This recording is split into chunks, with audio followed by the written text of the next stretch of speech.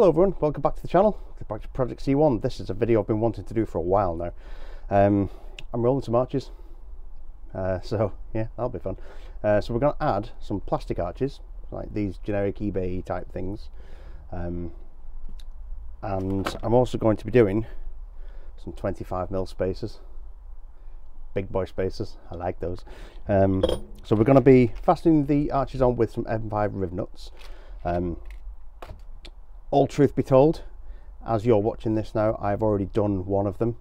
The actual rolling tool itself that I've got, which I'll show you in a second, is garbage. Didn't work, so we resorted to the angle grinder. So if you do like your bodywork, don't watch this video. But everything is going to be bent back into shape with the hammer and dolly and things like that. It's not going to retain any sharp edges. Any paint that gets broken, I'm going to go over again, so it will look all right. But these arches are staying black. I did think about doing the body colour, but I kind of like them black because it goes with the black wheels and the black sills and the black vinyl and stuff like that. So yeah, I'm just going to keep them black. So yeah, let's go get on with that. So this is the arch roller that I got. The ones that you see on eBay, that's where I got it from. I think it was about 40 quid, something of that order. It's got a multi-pull pattern so you can bolt it into different hubs. And the plan is that you put that in whichever direction you want. It's adjustable just here, and you can add or remove tension, and you can adjust it up to here as well to get a steeper angle. And you roll it around, and that should roll the metal out. Turns out that the wings on these things are that thin that this is garbage. It doesn't work. Well, no, I'll rephrase that. That's probably pretty good, but doesn't work for these cars. So yeah, I ended up taking a pen and an angle grinder. So it's not pretty, but it's one of those trust the process moments. So yeah, let's go and take a look at the actual wing itself and see where we need to cut. Okay, so what I've done to prepare is I've removed the wheel arch liner and I've stone chipped everything while I had the opportunity to do so. Not that you can see because it's black on black in the dark. So what I was going to do was the little tabs, like just there, that hold the that's the one, hold the wheel arch liner in. They're getting cut off so that they're nice and flat and flush with the rest of the lip. The original plan was then to fold that lip back and roll the arch all the way down to about here, up and round until we get to the plastic, and then I was going to either trim that or warm it up and roll that as well. I probably have to remove that inner lip though. That was the original plan until it didn't work. So we then tried trimming off this internal lip and rolling it that way. All it did was just ripple effect the whole thing, so that didn't work. So that was garbage. So what we ended up doing then is mocking fit the actual arch on and see what material stuck out underneath. So what we did on the other side, and what I'm going to do here, is where the body line comes down and folds over the arch there, that's where the top of the arch is going to go. We'll drill the appropriate holes, fit M5 riv nuts and bolt it in all the way around. Then with the brown pen we'll mark a line to give us an idea of what amount of material needs to come off. Take that off with an angle grinder. With a hammer and dolly and the appropriate tools, we'll flatten that back round and paint any paint spots that crack. I'm probably going to fix that as well anyway. So yeah, it's going to be scary. It's going to be one of those trust the process things, but let's get on with it.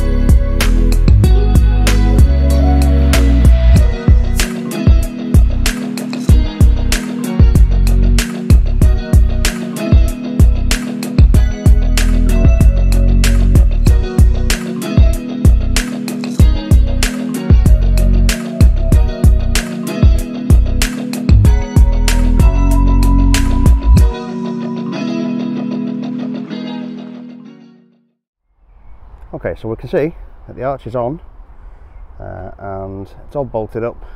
It looks alright.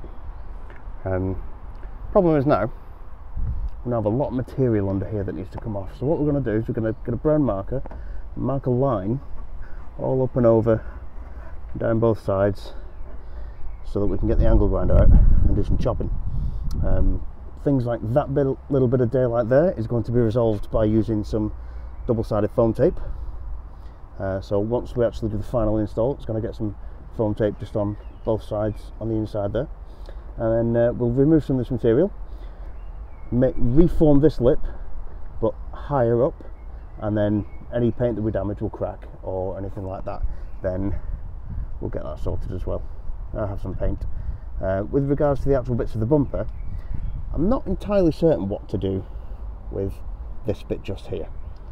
It doesn't actually cause a problem, so I might just leave it, to be honest, but it comes right down towards where the splitter is, so if we start chopping we might start affecting that line as well, so we'll see. Another thing that you may have noticed is that we now don't have access to this. That's not a bad thing, because that is now a physical locking mechanism to stop this from popping out. It never has, but you know, just in case. So I'm going to leave that there. I was going to remount it up here. I'll probably do that when I put the new bumper on, but in order to remove the bumper now, it's just a case of remove that one, remove that one, this pings out, and then we've got access to these, and take the bumper off as normal. So let's get marking and let's get cutting.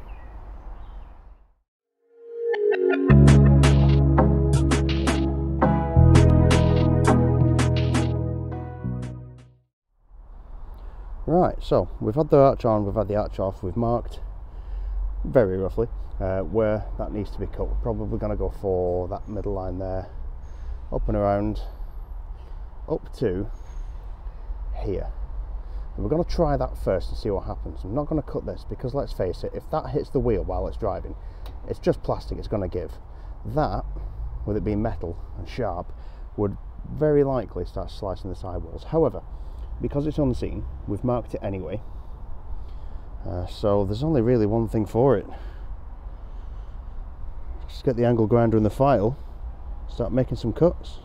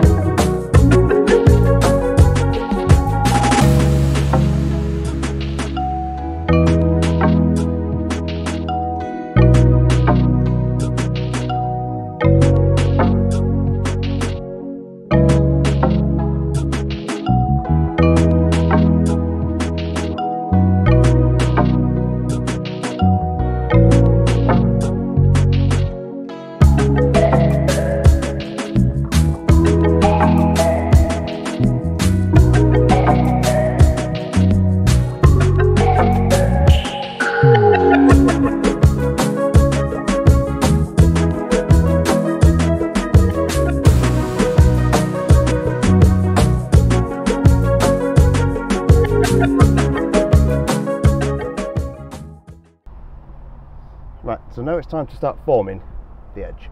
The way we're going to do that is using body hammer and a dolly with this sort of shape to it, and hold it like that right up the back until the lip is square against the back, and hammer away.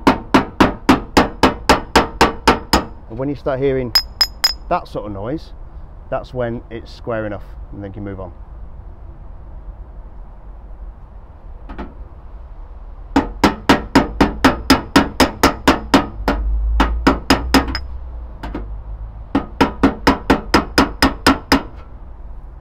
I am in no way a body guy though.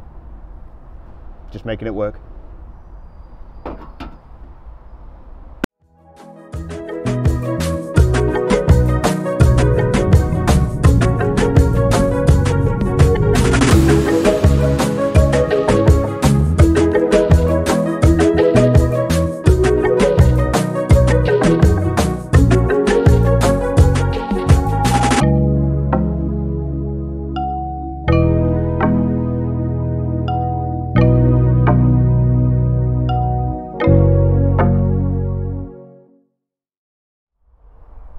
Right, so what we've done then is we've used a hammer and dolly, we've flattened all this back and bent it back on itself side so it's just past 90 degrees.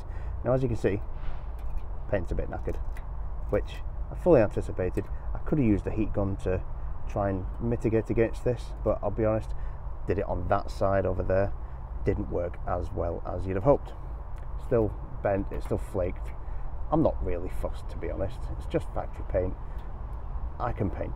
So what I'm going to do is mask up so that we're this side of the riv nuts, all the way around, all that sort of stuff, and then get some decent grit sandpaper around a 400, come up to about halfway between the edge and the riv nut. So that will be here, coming down around to here, coming down around to here, flaking off all this usual honking flaky paint that's coming off, which I fully expected, and that goes all the way around as well, all the way up to here, which again I'm kind of okay with. And then we'll get it in primer, and then we'll get it in some body colour, and that should resolve that issue. Once we've done that, we'll get the double-sided tape on the arch, and then we'll bolt that on for the final time. Once we've done that, then we'll move on to the wheel spacer, which is just there, big 25mm wheel spacer. So yeah, let's get on with that. So the next thing that we want to do is to apply this double-sided adhesive onto the top rail of this where it connects to the bodywork. I have already cleaned it down, it's nice and degreased, so let's get it stuck on.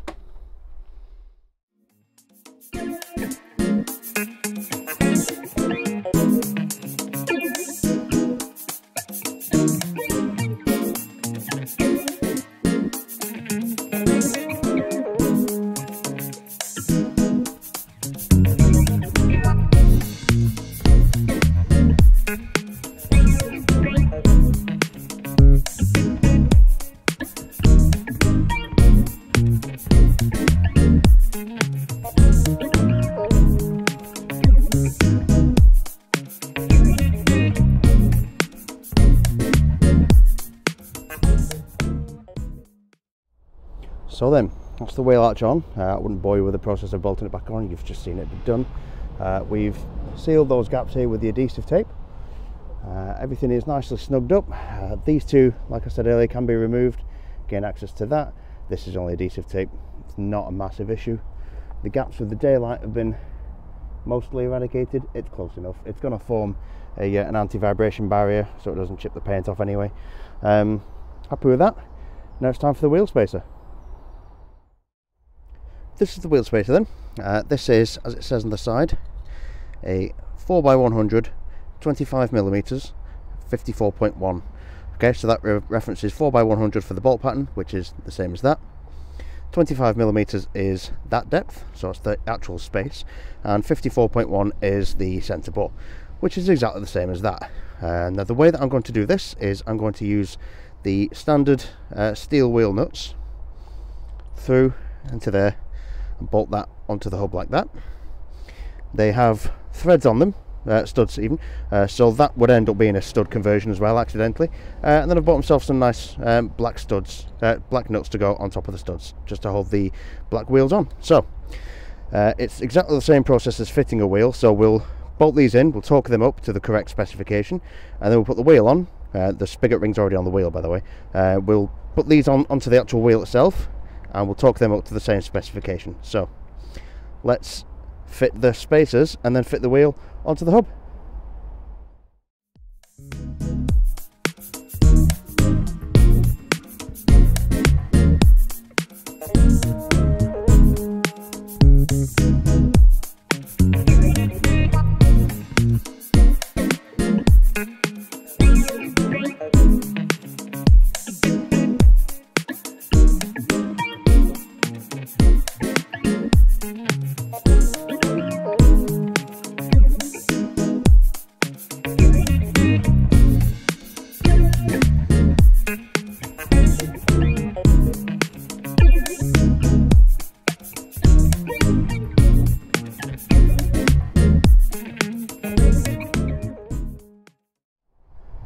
tell you what, I like that. That is, as we can see now, much wider. Look at that track, I like that. And when we compare that to the rear, it's much better. I mean, for now, we're going to do that in a second. But let's have a look, see how it looks from the front. Bearing in mind, I have already done this side, so I would say that looks pretty cool. I like that. Nice and wide, both sides. Yes. So now it's time to do the back. Okay, so now we're on to the rears. Vehicle's been jacked up. Jack is just there because we're going to have to lift it up in a second to check the suspension travel height, and we're on an axle stand. We're nice and safe. So what we're going to do now is take the measurements before we take the wheel off. So what we're going to do with that, because I've pre-drilled these things, you don't need to see that again. We're going to use this and mark out roughly where it's going to be. So it works out that that tip there goes to about there, and that one just goes wherever it fits best, basically. And then the arc will work itself. Okay. So what we're going to do, we're going to mark up on the previous passenger side, because we've been doing that as like a test bed for this side. We tried hammering this lip flat, rolling it, and all sorts of stuff, but that roller is garbage. Like I said earlier, it's not working. So what we're going to do is measure and cut that arc, including into the rear bumper this time, and then smooth it off. We're going to clean up and stone chip all in here as well, just to protect all that sort of stuff, and then we'll get on with drilling and riv nutting.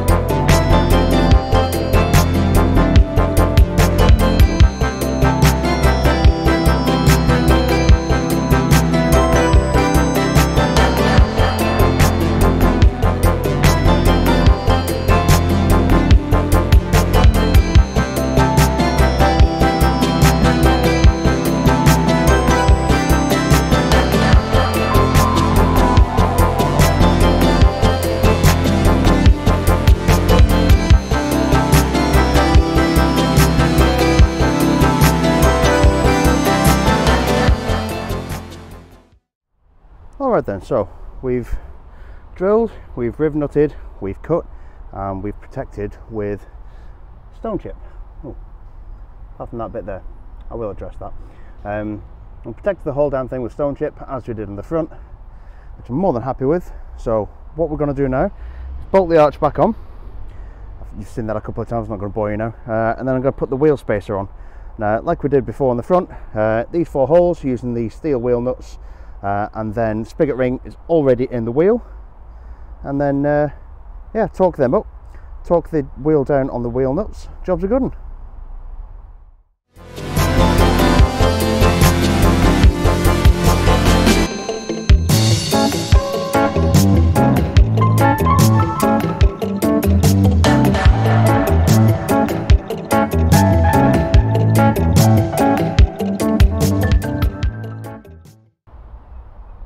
Now that looks cool, I like that.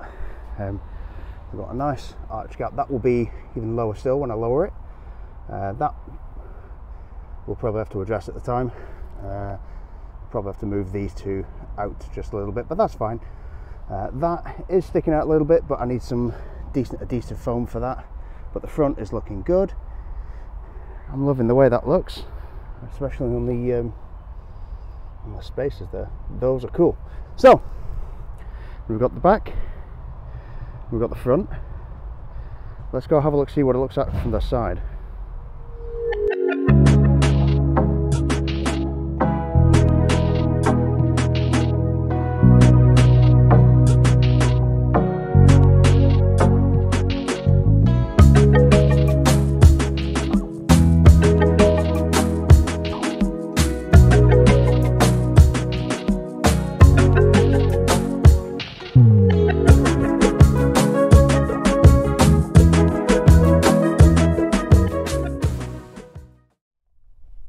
So the arches and the spacers are on, and it looks a little wider and everything looks great. I like the way it looks. Not gonna lie, there were some twitchy bum moments there, especially with the angle grinder came out. I don't do angle grinders. I nearly cut a finger off once changing the radiator panel on this car. I'm good, thanks. Don't do angle grinders, so Kane jumped in on that one. I've learned a lot. Use body panel hammers, riv nut tools, that sort of thing, although I'm still not that good at riv nut tools. But they're on, they look good. I'm dead happy with that. I've put the foam on for the anti-vibration, so I'm not going to ruin what paint is underneath. Everything's good. I enjoyed doing that one. It took a few days longer than I thought it would do because we were doing it in between a few other bits and pieces. But it is what it is. But it's done now, so excellent. And you know what to do. Remember to like, share, comment, subscribe, usual YouTubey stuff. Remember to share the love with some of my sponsors. So we've got TSA Performance just down here. Visit them on Instagram, and we've also got Form 7 Performance on Instagram and on their website. Follow those, and make sure if you get anything from Form 7, use code DABDIY at your checkout for a discount. You can follow me on Instagram at DABDIY, and if you really wanted to, you could buy me a coffee as well. But what I would like you to do is ring that bell so that you get notified next time I drop a video, and I'll see you then.